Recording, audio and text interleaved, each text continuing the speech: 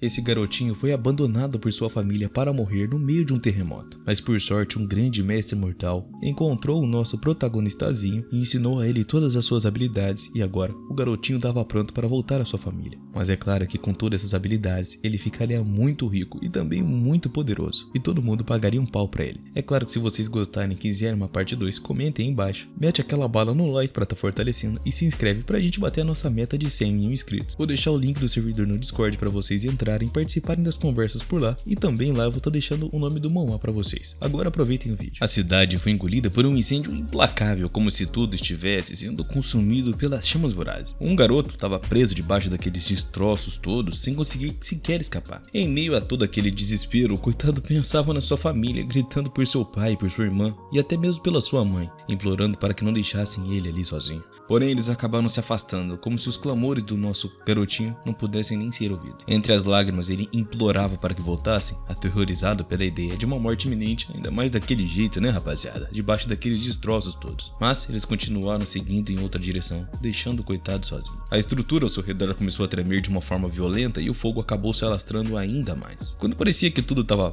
perdido, né, que já foi, o garoto despertou bruscamente, encharcado de suor. Ao perceber que tudo não passava de um tipo de pesadelo, ele respirou aliviado e enquanto enxugava as lágrimas, constatou que estava seguro. Ele reconheceu que aquele sonho perturbador o seguia há algum tempo já, e nesse momento seu mestre se aproximou de uma forma inesperada. O mestre lembrou que já haviam se passado 16 anos desde que o havia resgatado dos escombros após um terremoto, e que as marcas daquele trauma ainda nem sequer tinham desaparecido do Prota. O menino, por sua vez, afirmou que agora compreendia a importância de se dedicar ao treinamento para alcançar a imortalidade, para que nunca mais passasse por uma situação parecida ou coisa do tipo. O mestre então aconselhou o garoto a enfrentar a realidade, pois não havia como escapar dela de forma alguma. Sugeriu até que o garoto descesse da montanha e cortasse todos os vínculos com o mundo exterior, acreditando que seria o caminho mais adequado. Com essas tais palavras, o mestre lhe entregou uma carta e uma passagem de trem, dizendo que em breve ele teria a chance de reencontrar a sua família. Quando o menino finalmente acabou se acomodando no trem, depois de toda essa conversa e tudo o que aconteceu, acabou notando que tinha alguém usando o assento que pertencia a ele. Confuso, ele conferiu a sua passagem e percebeu que a pessoa estava no lugar errado. Ao seu lado, uma jovem ocupava o assento correto. Após algum tempo e uma troca de olhares, a garota, incomodada com os olhares dele, ficou muito irritada com o garotinho. Ele, por sua vez, continuava a olhar para o bilhete, o que a levou a questionar o porquê o seu comportamento estranho daquele jeito. O garoto então mostrou o bilhete, revelando que ela estava no assento 13, o que fez a jovem sentir um pouco envergonhada e verificar o seu próprio bilhete, percebendo que ela deveria estar no assento 14. Um silêncio muito desconfortável se ficou instalado entre aqueles dois e de repente a garota, tentando meio que quebrar aquele climão todo, se apresentou como Zack e mencionou que eles seriam vizinhos pelas próximas 10 horas de viagem. O garoto, ainda um pouco relutante, disse que o seu nome era Li Fen. Zack se irritou com a falta de atenção dele, acreditando que por ser uma garota tão linda daquele jeito merecia mais interesse. Mas o Prota então olhou diretamente no rosto dela, se aproximou como se tivesse notado algo curioso. Ela ficou surpresa quando ele tocou a mecha de seu cabelo, enquanto observava com um misto de curiosidade e até mesmo desconforto. Afinal, aquilo é uma cena pra lá de bizarra. As sobrancelhas negras de Zack, que ela considerava um sinal de má sorte, a encheram de raiva e furiosa ela afastou a mão do Prota, declarando que conhecê-lo havia sido a pior experiência que ela tivera recentemente. Um homem estranho no vagão observava a cena com um leve sorriso no rosto, percebendo que a viagem seria mais interessante do que ele havia previsto. Com a noite chegando, os passageiros começaram a adormecer. O homem acabou se aproximando furtivamente de onde Zack estava deitada, cobriu sua boca com a mão e sussurrou que pagaria 50 mil reais para ela ter um jantar com ele. A garota atônita não conseguiu gritar por socorro e o protagonista, dormindo tranquilinho, parecia alheio ao que estava acontecendo. Em seu desespero, a garota implorava em silêncio para que o Prota acordasse e ajudasse ela a sair daquela situação desesperadora, embora soubesse que seria praticamente inútil. Com a sensação de que tudo estava perdido, ela começou a chorar, ainda tentando sem sucesso pedir ajuda. Quando finalmente se resignou e fechou os olhos, o Prota acordou de uma forma de repente e com uma expressão de desânimo fez um comentário. Tanto o criminoso quanto Zack ficaram surpresos. O Prota se levantou de imediato, correu em direção ao agressor e o derrubou com um chute, pegando o homem de surpresa que certamente nem estava esperando por essa reação do Prota. Para evitar o golpe do valentão a tempo, o destemido leão que protegia o seu chefe posicionou-se à frente. Ao perceber que o seu mestre era uma pessoa comum e que nem seria justo derrotá-lo com suas habilidades até que superiores, o guarda-costas pediu para ele se mover. O guarda-costas logo compreendeu que não seria fácil derrotá-lo e um leque foi agitado em sua direção, criando um tipo de redemoinho mágico que o atraiu o desanimado guarda para si. Ele segurou a cabeça do guarda e o lançou ao chão com a maior facilidade do mundo, encontrando-se então em uma situação, digamos que vulnerável. O mestre então se voltou para o valentão, declarando que ele era muito fraco para enfrentar o seu guarda, oferecendo-lhe duas opções: ou ele seria golpeado uma vez ou 10 vezes sem esperar uma resposta do covarde. O próprio cara escolheu atacar 10 vezes e acertou instantaneamente. O rapaz não resistiu aos golpes poderosos do leão, enquanto Enquanto isso, Valentão, não mais satisfeito com a presença deles e percebendo que ainda faltavam 9 golpes, implorou para não ser mais atingido e tentou resolver a situação com grana. Mas o nosso prota não pôde ser detido, afinal ele não estava muito afim de suborno e nem é muito com essa ideia de suborno. O Valentão então revelou ser do clã Lee, que intimidava o mestre, e alegando que, por isso, não tinha direito de ser sequer golpeado. O prota respondeu que o seu mestre tinha uma opinião contrária e que absolutamente nada poderia detê-lo. O Valentão pediu para não ser mais golpeado, pois poderia acabar morrendo ali de tanto tomar soco e sopapo. Mas o prota respondeu que ele precisava ligar para a polícia conforme a instrução de seu mestre. Poucos minutos depois, a polícia chegou e deteve o agressor, agradecendo ao prota pela ajuda, informando que o Valentão enfrentaria a prisão agora. Após isso, Lance deitou na cama e notou que a escuridão em seu ponto de acupuntura havia se dissipado agora, permitindo que ele finalmente pudesse dormir em paz. Zack agradeceu ao prota e então timidamente lhe pediu ajuda para trocar de roupa. O prota, relutante, se levantou da cama sem entender por que as mulheres encontravam tanta dificuldade para escolher uma roupa. Ele segurou um lençol para ela, para tampar ali, e declarou que não usava as coisas que tivessem tocadas pelo agressor, e afirmou que enquanto ela estivesse sozinha poderia trocar de roupa tranquilamente. Ela lamentou não ter algumas roupas extras, pois estava acostumada a viajar de avião. E bom, diga-se de passagem que isso não costuma acontecer em avião, rapaziada. Enquanto ela tentava vestir a roupa, acabou escorregando e puxou o lençol que o prota segurando, arrastando ele junto com ela. Eles acabaram em uma posição muito desconfortável e inusitada, e Zack não conseguiu entender como isso aconteceu. O prota lhe ofereceu roupas emprestadas, prometendo devolvê-las, já que só tinha 2 pares. Depois de algum tempo, o trem acabou chegando no destino e eles logo correram para sair, preocupados com o que os outros poderiam pensar dela vestido com aquelas roupas esquisitas. Zack questionou de onde o prota havia conseguido aquele roupão, expressando o desejo de que o motorista viesse buscá-los o mais rápido possível. Em breve, um lindo carro prateado apareceu e acabou estacionando diante deles. O motorista cumprimentou a senhora pela janela e comentou que mal a reconhecia com aquela roupa estranha. Eles entraram no carro e logo chegaram à vila da família Azul, onde ela trocou de roupa e pediu que a sua neta usasse as roupas de Len. Ela não conseguiu explicar o que havia acontecido direito e Zack salvou o prota de ter que responder que lhe ofereceu roupas gentilmente, convidando ele para almoçar com eles, agradecendo novamente após alguns minutos à mesa. Decidiram fazer um lanche rápido, mas Zack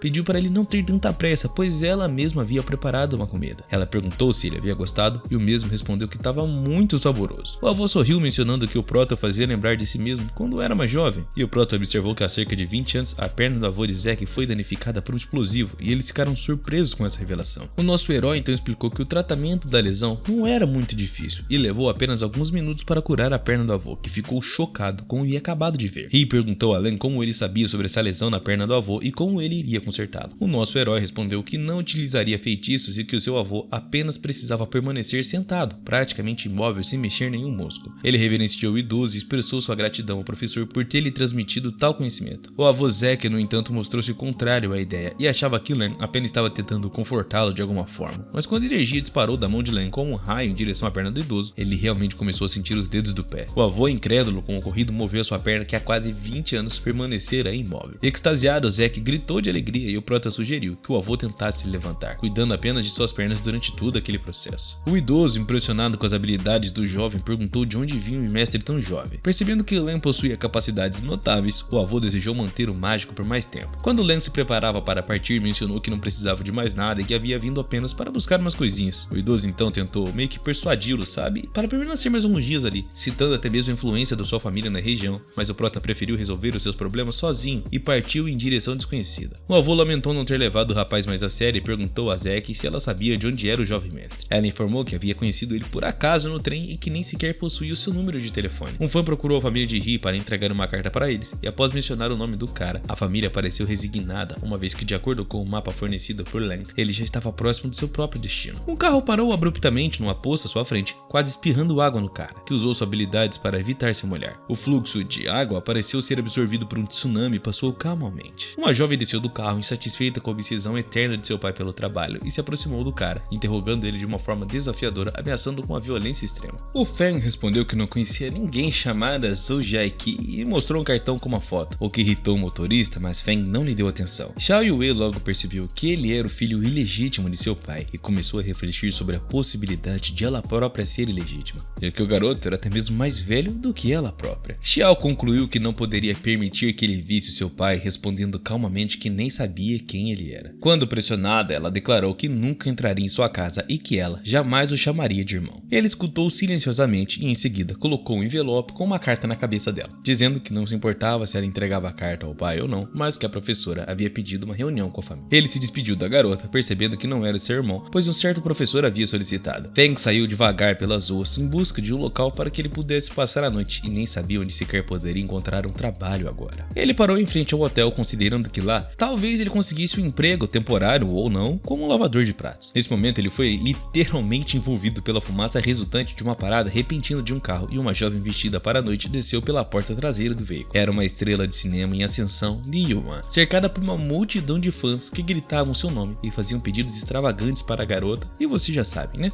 O nosso herói ficou muito curioso para saber quem ela era, pois ela parecia muito popular e ele, achou muito estranho tudo isso que estava acontecendo do nada. Ele começou a observá-la mais de perto e de repente reconheceu que ela era sua irmã mais velha. Feng começou a se lembrar dela desde quando eram crianças, sempre sorridente, dizendo que ficaria com o irmão e que nada mudaria isso, pois eles eram carne e unha e sempre seriam os melhores amigos. O prota ficou muito interessado em saber se ela se lembrava dele e acabou caminhando em sua direção, abrindo muito caminho entre as pessoas. Ele a chamou no meio da multidão, tentando impedir que ela fosse embora sem sequer trocar uma palavrinha com ele. Yuan, surpresa, se virou e perguntou o que estava acontecendo e quem era aquele fã. Ele pediu para que ela olhasse para ele mais atentamente e Lang ficou próximo, questionando se ela o conhecia, mas a garota respondeu que nunca nem sequer tinha visto antes. Os seguranças ficaram agitados e começaram a protegê-la, dizendo que aquele garoto não deveria se aproximar muito daquela senhora. Eles o derrubaram no chão e pediram para que se acalmasse e parasse de incomodar a celebridade. Infelizmente, o prota percebeu que ela ainda não o reconhecia. Enquanto isso, Yuan acabou indo para o hotel usando as suas habilidades, e Ling Feng se livrou facilmente dos guardas, que ficaram até mesmo chocados com sua força ao perceberem que precisavam detê-lo com urgência, pois logo ele alcançaria a mulher aclamada. Com isso, o prota acabou entrando no hotel sem nenhum obstáculo sequer. Dentro de um dos quartos, Shang estava incomodando Yang. Ela pediu para que ele se comportasse de uma maneira mais apropriada, mas ele se sentiu no direito de insistir, mencionando que era filho do proprietário do hotel e podia fazer o que bem entendesse quando bem entendesse. Ela resistiu e Lang, ao ouvir essa discussão, apenas ficou de canto. Shang segurou-a pela mão e ela continuou a resistir, pedindo que deixasse em paz. Os guardas do lado de fora da porta sabiam que se não ajudassem seriam demitidos, mas se interviessem poderiam ter que deixar até mesmo a cidade. Então talvez perder o emprego seria melhor. Shang insistiu em sua autoridade, dizendo que ninguém poderia ajudá-la, e naquele momento o prota acabou entrando pela janela e o atingiu, chamando ele de desprezível. Juan foi arremessado para o outro lado da sala e não entendia de onde havia vindo aquela pancada. Ele o reconheceu como o jovem que havia tentado falar com ele na rua, mas foi interrompido pelos seguranças de Gong. Shang disse que a atriz estaria arruinada se saísse sem sequer resolver o assunto, e o prota permaneceu observando a distância, percebendo que ninguém estava ajudando a garota. Ele correu na velocidade de um raio em direção a Gong e o derrubou com um chute na cabeça. Os guardas apontaram as armas para ele, dizendo que estava tentando em vão. E com a mesma facilidade, o prota quebrou o cano da arma com as próprias mãos, como se fosse o Hulk ou coisa do tipo. Os seguranças ficaram horrorizados com uma força tão incrível e absurda, sugerindo que ele era algum tipo de super-homem ou coisa do tipo. Lang se virou para eles, advertindo que se caso tentassem interferir, seria a última coisa que fariam em suas vidas. Ele já era considerado uma espécie de mestre. Ela implorou para não ser agredido e após isso, assegurou que não machucaria Yang de forma alguma. Lang pressionou com mais força contra o chão e Shang admitiu que havia entendido tudo. Ele estava deitado, coberto de ketchup, pelo menos naquele momento parecia extremamente indefeso. Os guardas se afastaram com o mesmo medo para que Gong pudesse compreender melhor. Lang lhe deu um tapa forte, criando um buraco no chão, e depois soltou o jovem mestre, ao qual os guardas correram para tentar ajudá-lo a se levantar. Huang agradeceu ao prota e perguntou o nome dele, sugerindo que poderiam ter estado juntos na escola. A princípio ele ficou em silêncio, mas depois se virou para ela, dizendo que na verdade ele apenas cometera um erro e que não havia necessidade de agradecimentos. No entanto, Liu Wang percebeu que os seus olhos diziam o contrário, como se houvesse tristeza espreitando neles. Na casa de Si, o pai de Xiao perguntou onde o discípulo do mestre iria, dizendo que a carta realmente pertencia ao mestre imortal. Xiao respondeu que não sabia para onde o mestre estava indo e o garoto simplesmente entregou a carta para ele e foi embora. Foi literalmente isso que aconteceu, dizia ela. Ele ficou pasmo a não ter ideia do quão poderoso era o professor imortal e que todos queriam ser como ele, e como ele poderia ter deixado o aluno ir, se perguntando por que ele vacilou tanto assim. Naquele momento o telefone então tocou e ele atendeu falando com Zou, que procurava o jovem mestre. Ele contou-lhe a história da perna curada e este ficou surpreso de imediato, ordenando que Xiao procurasse aquele garoto, dizendo que ele havia curado a perna de Zou, o que incomodava ele há mais de 20 anos e que não deveria ser deixado ir, pois ele era muito importante. Xiao Yue voltou para sua casa sem encontrar o jovem mestre, o que surpreendeu e irritou muito o cara. Nesse momento ela saiu porta fora, duvidando da sua relação familiar para com ele. A cidade de Hongzheng era vasta e Si Yue não fazia ideia de onde começar a procurar por esse jovem discípulo. Carregando uma sacola com seus pertences, ela presumiu que ele poderia estar em um canteiro de obras ou até coisa do tipo, já que ele era praticamente um mendigo. Ela também contatou a família Azul para ajudá-la na busca, embora na verdade quisesse que eles fizessem todo o trabalho por ela e ela ficasse só de boa esperando os créditos. Enquanto isso, em um canteiro de obras, Feng estava carregando tijolos quando espirrou repentinamente. Um colega perguntou se ele estava resfriado, ao que ele respondeu negativamente, acrescentando que alguém provavelmente falara o seu nome, daí ele acabou espirrando. O colega comentou com talento que Feng não deveria estar carregando tijolos. Feng respondeu que aquilo fazia mal mal à sua saúde e pediu para o colega parar de falar a respeito disso, pois ele não entendia nada do assunto, mencionando que tinha um encontro aquela noite e talvez Lang não estava mais esperando por ele no quarto. O menino percebeu que o seu ponto de acupuntura havia escurecido. Mais tarde, no parque, ele encontrou até uma garota que estava esperando por ele. Ela sorriu, respondendo que já esperava tempo suficiente para ficar entediada. Xiao passou pela casa onde Feng morava, percebendo sons estranhos vindos da direção da floresta. Assustada, Zhou Jiaqi quis deixar o local de imediato, e alguns segundos depois o grito selvagem foi ouvido. E ela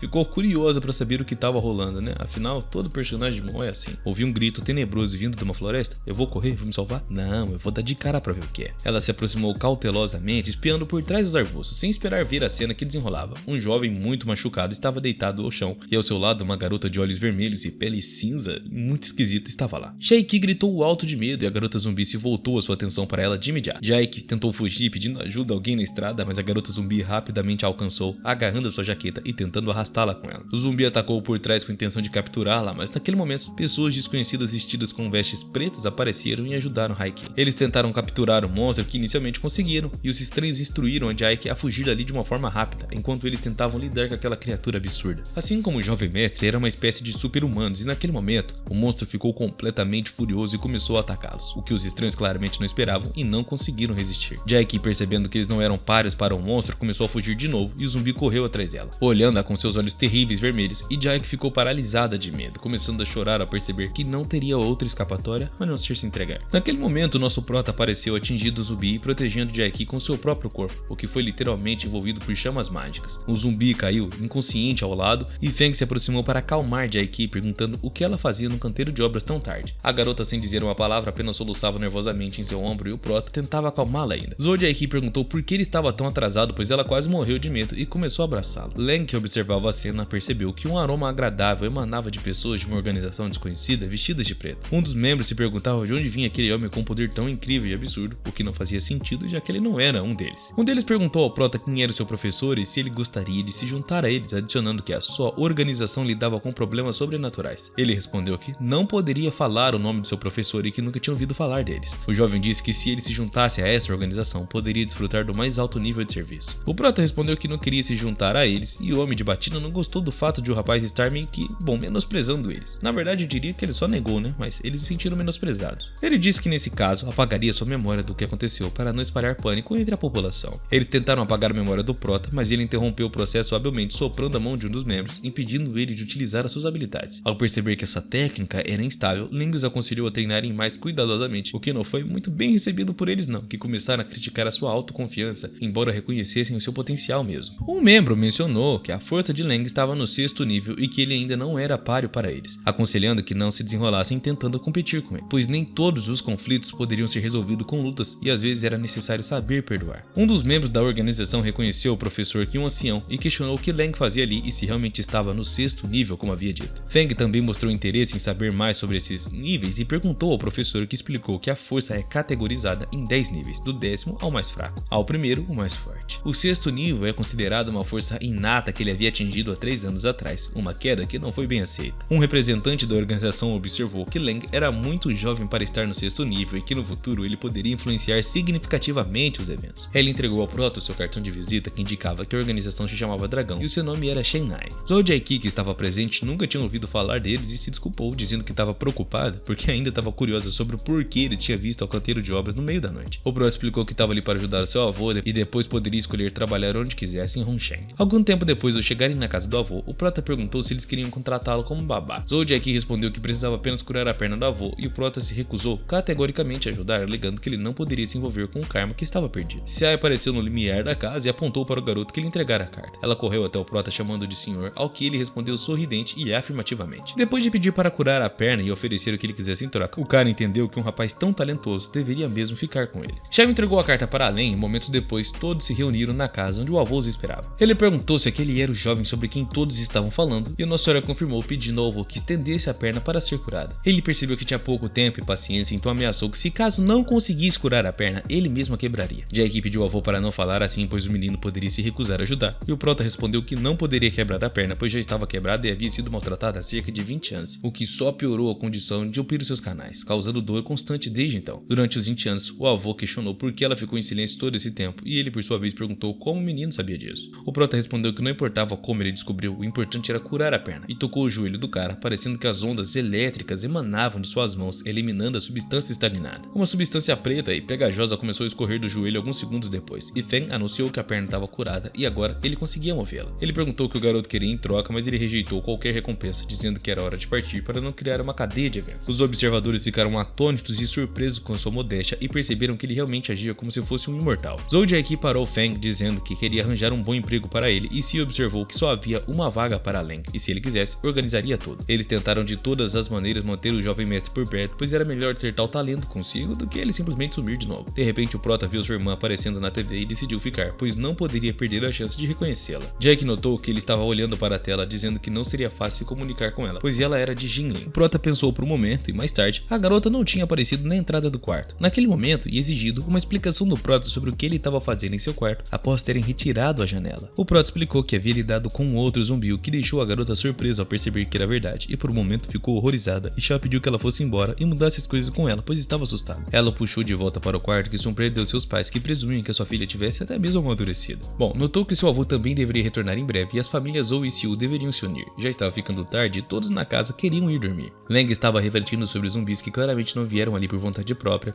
e Feng não conseguia entender por que ele apareceu mencionando que ainda possuíam alguns sentimentos. Porque ele pediu à garota que pagasse a vida pela vida de Xileng e na manhã seguinte foram trabalhar se dirigindo pela cidade em um carro. Feng olhou pela janela e parou perto de um prédio dizendo que tinha um emprego para ele no departamento de publicidade masculina, acrescentando que beber todos os dias no escritório não era tão difícil. Ele agradeceu e mencionando que o principal era moradia e alimentação. Mais tarde, tudo que era possível em seu trabalho, ele sorriu e pensou que certamente teria que trabalhar muito naquela área. Feng saiu do carro e foi para o escritório e no caminho os funcionários olharam para ele sem entender quem ele era. No departamento de publicidade, os outros continuavam discutindo quem ele poderia ser, presumindo que ele veio a negócio. O prota abordou a garota na recepção perguntando sobre o trabalho, dizendo que o tio lhe disse para ir até ali e ela perguntou se ele tinha certeza, pois apenas haviam meninas naquele departamento. Nesse momento, uma garota apareceu do corredor e se apresentou como gerente de relações públicas, Yuan. O chefe havia informado sobre a sua chegada e ela disse que o estágio duraria 3 meses. Juan mencionou que as roupas de Feng não deveriam ser baratas, então hoje um amigo trouxe roupas novas para ele. Ela o levou ao vestiário onde estava o seu novo uniforme e Leng foi imediatamente se trocar e no armário encontrou o smoking muito bonito que vestiu. O uniforme era extremamente estonteável e confortável e o prota apareceu com uma nova imagem antes de sair. Leng perguntou quem havia dado a ele aquele uniforme e Juan respondeu que era uma garota chamada Hou. Feng percebeu que na verdade era Jack e ficou agradavelmente surpreso. Lá, ele pediu que ela esperasse em seu local de trabalho enquanto ele coletava o material necessário. Sentado em uma cadeira, ele estava literalmente cercado por garotos que não conseguiam tirar os olhos dele e começaram a perguntar quem ele era na família, pois sabiam que o chefe o havia contratado. O prota simplesmente ignorou de todas as maneiras possíveis aquelas garotas, afirmando que ele se sentia confortável ali e ensinaria vários truques a elas. Naquele momento, Juan mandou todos para os seus locais de trabalho e as garotas de imediato se dispersaram, e Feng presumiu que ali havia uma boa pessoa que também estava ajudando ele. Alguns minutos depois, ela chamou Feng para uma reunião com o cliente. As meninas começaram a fofocar dizendo que Yuan levava essa carga com ela para as negociações. Enquanto isso, se dirigiram para uma reunião em um hotel onde um dos clientes os esperava. Lá disse para ele observar o seu comportamento, pois agora um cliente iria aparecer. Naquele momento, um homem meio corpulento e desconhecido se aproximou deles cumprimentando todos. Yuan também cumprimentou o chefe de Tian e agradeceu por seu tempo, e ela percebeu que as suas mãos eram macias e também muito sedosas. Sendo sempre brincalhão, perguntou se ele tinha vindo sozinho e respondeu que uma pessoa era mais do que o suficiente. Além disso, discutiram tudo e só restou o consentimento de relações públicas. Juan não entendeu que tipo de consentimento estava sendo discutido e disse que só faltava a assinatura dela no contrato. O chefe Tian começou a insinuar dizendo que se ela aceitasse teria uma assinatura, e Feng jogou um palito em Tian, batendo na mão dele com o que procurava. E o chefe simplesmente retirou a mão. Dúvidas pairavam sobre Juan, que não compreendia como aquele homem considerava tais opções. Ele correu para o contrato, mas Jaiki brincou dizendo que estavam rescindindo o acordo. Huang observava a cena mal contendo suas emoções e declarou que assinaria o contrato se ele passasse o dia inteiro com ela. Observando que as roupas dele eram simples, ela sugeriu que lhe daria um outro lenço e aceitou assumir que ele ainda era filho de alguém influente. O contrato foi assinado e ela disse que discutiriam os detalhes com seu assistente. Huang agradeceu a Feng, perplexo com o motivo de sua felicidade, e Zhou Jiaqi explicou que a sua empresa era muito pequena e se não fosse por Feng, o contrato não teria sido assinado e agora seria considerado até mesmo um herói na empresa. O cara era um mito. Enquanto ele refletia, Hou observava ele, perguntando se realmente havia planejado tudo aquilo. Jiaqi então pediu que ele acompanhasse as compras e enquanto caminhavam pelo escritório, os funcionários os observavam atentamente. Alguns expressaram indignação pela presença dele, enquanto outros achavam-se mais atraentes e adequados para a chefe Hou. Outros riram de sua autoconfiança, mostrando claramente que não o achavam tão atraente. Durante uma caminhada pelo shopping, ela questionou por que todos abaixavam a cabeça diante dela, se realmente ela era uma boa pessoa. Zhou Jiaqi explicou que era bem-vindo naquele lugar porque gastava mais dinheiro de uma vez do que ganhava em um mês. Ao notar uma jaqueta jaqueta, Hou comentou que seria perfeita para ele. Lang expressou que gostava da peça, mas ela insistiu que ele experimentasse um suéter. Feng gostou da jaqueta, mas o preço era de 20 mil e confundiu ele, questionando se era feita de pele de cobra ou até mesmo de ouro. Jack apreciou a transformação do prota, que não conseguia parar de olhá-lo, e a vendedora informou que era um item de edição limitada de um designer francês. Ele observou que, sendo assim, era um produto comum, porém muito caro, especialmente porque o seu mestre dizia que luxo não era adequado para um eremita. Zhou Jiaqi decidiu pagar a compra com seu cartão, deixando o comerciante muito satisfeito, que comentou até sobre o pagamento de impostos, prometendo não interferir. Yuan se aproximou confiante, cumprimentando Jiaqi, informando que a sua mãe havia aprovado a sua interação, embora não tivesse muito feliz. Pen comentou que nenhum desqualificado tinha o direito de estar perto de sua namorada e lançou um olhar ameaçador para Feng. Lin respondeu que tal arrogância não levaria a nada bom e que ele não queria um desfecho triste para essa situação. Pen afirmou que Feng estava falando absurdos e o provocou de todas as formas possíveis. Em seguida, ofereceu 20 mil para que Lang se afastasse de Jiaqi e saiu imediatamente. Feng respondeu que Zhou lhe havia dado um item de valor de 20 mil reais e agora estava oferecendo o mesmo valor para insinuar que um deles era um tolo, o que fez a garota rir e deixou Pen muito irritado. Yuan chamou os seguranças para lidar imediatamente com o prota e expulsá-lo do segundo andar. Os seguranças atacaram Feng, mas ele, usando as suas habilidades, confrontou eles facilmente. O segundo guarda teve o mesmo destino e, após um confronto com os seguranças, o nosso herói foi até a garota, agarrou sua jaqueta e o arrastou consigo, assustando muito o coitado. Feng segurou a beira do segundo andar, insinuando que não se importaria de experimentar a sensação de voar. Pen implorou para ser deixado vivo enquanto o arrastavam de volta para o segundo andar. Ele cometeu um erro e estava se desculpando, até que urinou de medo, que foi notado pelo prota, que decidiu poupar a sua vida. Ele o jogou no chão, claramente irritado, mas percebeu que não havia necessidade de tanta agressividade nem de tanta hostilidade, e na próxima vez evitaria tal resultado. Pen respondeu que lidaria com ele novamente se a oportunidade se apresentasse, e Jiaqi observou que ele realmente tinha um jeito especial de lidar com pessoas ruins. Lang sorriu em resposta, perguntando se sabia quem ele realmente era, pois ele era irmã de sua irmã Liaoa e a herdeira da família Jin Li. Lang pensou em sua irmã por um momento, mergulhado em suas memórias, e Jiaqi percebeu que ele estava triste e não sabia nem como confortá-lo. Então pensou em como distraí-lo, e Jiaqi se aproximou dele, pegando sua mão, convidando para comer em algum lugar diferente. Eles caminharam pela rua e Zhou perguntou qual era o nível dele, já que era tão forte. O prota respondeu que lhe disseram que estava no 6º nível, acrescentando que ela também estava lá, e Jiaqi mencionou que naquela época estava assustada e por isso não prestava atenção nas conversas. Seu avô comentava que uma pessoa de 6º nível poderia até desafiar um mestre, e Feng sentiu sua própria força crescer. Zhou percebeu que um relacionamento com o rapaz não fazia sentido, se questionando sobre o tipo de poder que ele possuía, já que ela não estava encantada por ele. Naquele momento ele percebeu que tinha falado sem pensar, parecendo estar até flertando com ela, o que fez a garota ficar subitamente em silêncio. O prota notou que ela estava corando e perguntou se era por causa dos medicamentos. Zhou respondeu que as pessoas comuns não se preocupam tanto com a temperatura, e o prota ressaltou que não era uma pessoa comum, expressando seu desejo de retornar às montanhas. Zhou Jiaqi questionou se não havia outros desejos na vida de uma pessoa além de proteger a paz mundial. Ela perguntou sobre os desejos dele na vida, e Jiaqi refletiu por um momento, percebendo que estava seguindo os passos do seu avô ao assumir uma gestão de negócio da família. Ela respondeu também que não conhecia os seus próprios desejos, o que impressionou muito o prota. Ele gentilmente tocou a cabeça da garota, dizendo que entendia ela, e em vez de desejos, apenas um vazio dentro dela era o que ele via. Ela se afastou, perguntando se ele realmente estava passando pela mesma experiência, e Feng respondeu que estava mentindo e mudou de assunto para o que é que eles comeriam, apesar de ela ser uma seguidora do taoísmo e não considerar a lagosta como carne. No show de Li Yuan, os fãs se entusiasmaram por ela e enviaram frases de amor, mas ela não sabia nem sequer de onde vinham. Após aquela apresentação, ele agradeceu a todos e prometeu que se encontrariam novamente. Isso iniciou uma discussão imensa entre alguns homens sobre quem ele havia dirigido essas palavras. Em seguida, entrou no camarim onde o irmão de Pen o aguardava, pedindo que ele deixasse aquele local de imediato. Li Yuan viu o estado e perguntou quem ousara conhecer a sua família, que é bem conhecida também. Ele contou uma história sobre como havia sido jogado do segundo andar durante o jantar com sua noiva, e que os seguranças não puderam nem sequer ajudá-lo. Nesse momento, o tio Zhou se aproximou, pedindo que fossem com ele para cuidar do assunto. Ela notou que os seus superpoderes poderiam ser úteis para o departamento de segurança se ele agisse impulsivamente, mostrando toda a sua força. Pen ficou feliz com a companhia do seu tio e Zhou disse que ninguém tem o direito de incomodar a sua família e que ele resolveria isso com suas próprias mãos. Li Yuan não entendia porque eles tinham um temperamento tão ruim, mas se algo acontecesse, ele compensaria as percas no restaurante. Lang estava removendo ativamente a comida da mesa e desejou sarcasticamente um bom apetite, após o que caiu da cadeira com muito estrondo. Os seguranças o ajudaram a se levantar e ele percebeu que primeiro precisava trocar as calças e depois resolver a situação, o que irritou o cara, que imediatamente ligou para o tio pedindo ajuda. Ele pediu a Feng para não ser tão arrogante e tentou esfaqueá-lo pelas costas, e Jiaqi gritou que ele não deveria fazer isso, mas o ataque já sequer havia começado. Lang conseguiu agarrar a mão de seu atacante com os pauzinhos enquanto o segurava, perguntando por que queria matá-lo. O tio Zhou ficou em silêncio e Feng o derrubou na mesa e depois se aproximou dele. Lang disse que neste caso mostraria a ele onde tal comportamento levaria. Algumas horas depois, Li Yuan foi ao hospital de carro para saber o que havia acontecido. Ao chegar, foi imediatamente ao quarto de tio Zhou, onde Pen também estava. Ela entrou e perguntou o que estava rolando, e Li Yuan perguntou quem havia usado ousado fazer isso com o tio Zou e ela se aproximou dele. O cara respondeu que ele não deveria interferir porque o agressor era muito forte, e Yuan percebeu que ninguém poderia machucar o seu tio impunemente e disse que o jovem estava ao seu lado. Ela também comprou as roupas para ele e Yuan estava irado com as ações da família Zou e quis lembrá-los de seu status social. Ele ligou de imediato para Jaiki, que fingiu não saber o motivo da ligação, perguntando o que estava rolando. Ela mencionou um incidente com o tio Yuan e naquele momento Xiao, que havia retornado para a família Si, encontrou Len comentando sobre o assunto do avô naquele dia. Xiao observou que o prota havia comprado roupas novas e quando o avô apareceu, cumprimentando ele por ter finalmente conseguido algo. Ele percebeu que Len não era um eremita e a porta da frente se abriu e uma exausta Jaiki apareceu. Ela pediu a ele para que a seguisse e ficou muito confuso sobre o que estava rolando ou o que Zou faria com Fan. Enquanto caminhavam pela rua, Len presumiu que era porque ele havia confrontado um membro da família que havia ligado para Jaiki. Ela parou surpresa perguntando como ele sabia disso e o prota explicou que era apenas uma suposição. E Zou perguntou como ele conseguia permanecer calmo sabendo que a família queria mandar ele de vala. Nosso herói respondeu que não era a primeira vez que enfrentava a oposição